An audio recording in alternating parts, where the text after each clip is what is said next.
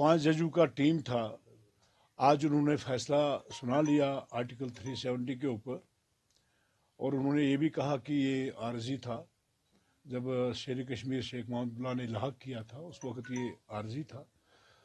तो हमें supreme court का आदेश और उनके कहने पे पालन करना चाहिए।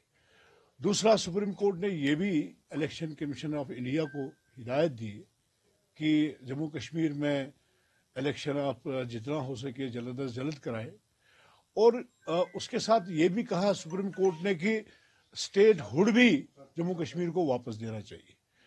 मैं आपके माध्यम से कहना चाहूँगा, हमारी यही मांग थी। अमित शाह जी ने पहले ही कहा था, हमारे देश के प्रधानमंत्री नरेंद्र मोदी जी ने भी कहा था कि हम स्टेट हुड वापस देंगे।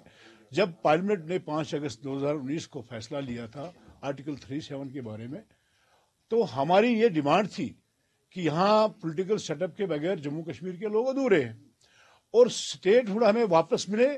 हम भी ये बहुत बार हमने प्रेस कॉन्फ्रेंस की।